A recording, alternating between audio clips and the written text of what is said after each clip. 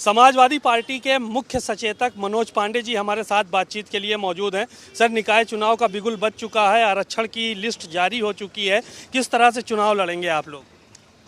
देखिए, समाजवादी पार्टी ने पूर्व में ही निकाय चुनाव की पूरी तैयारी कर ली थी। हमारे सब जगह प्रभारी गए थे। मैं स्वयं भी 2 जनपदों का प्रभारी था, वाराणसी का और झांसी का।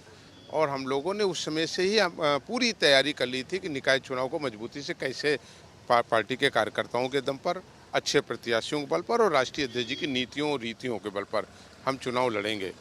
अगर आप देखें, पीछे के भी दृष्टांत रहेगा, नगर पंचायतों में सदैव समाजवादी पार्टी का दबदबा रहा है और भारी बहुमत से हम जीत करके आते रहे। और हमें खुशी है ये बताने में कि नगर निगम और नगर पालिका में भी बहुत मजबूती से समाजवादी पार्टी चुनाव लड़ेगी। ये कहा जा रहा है, शिवपाल जी का कल एक बयान आया था, भारत समाचार पे ही उन्होंने बोला था कि ये लोग बेईमानी बहुत करते हैं।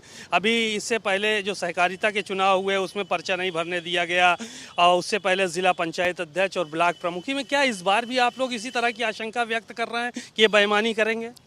आशा करते हैं।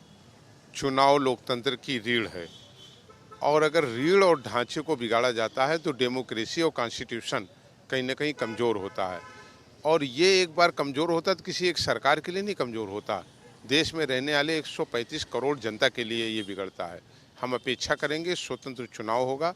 अगर स्वतंत्र चुनाव होगा तो समाजवादी पार्टी भारी बहुमत से निकाय चुनाव में मेजॉरिटी से जीत करके आएगी।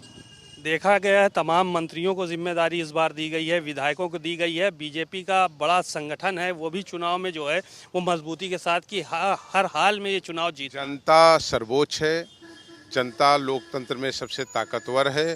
डिप्टी सीएम खुद ही अपनी विधानसभा में चुनाव हारे हैं, ये लोकतंत्र का एक सबसे बड़ा उदाहरण है। बातचीत के लिए शुक्रिया। मनोज पांडे जी को सुना आपने, उन्होंने कहा कि लोकतांत्रिक ढांचे को बिगाड़ने का काम नहीं होना चाहिए और हम लोग मजबूती के साथ चुनाव लड़ेंगे और आने वाले समय में बड़ी संख्या में समाजवादी पार्टी सीटें जीतेगी। कैमरामैन आशीष के साथ सीमा नकवी, भारत समाचार, लखनऊ।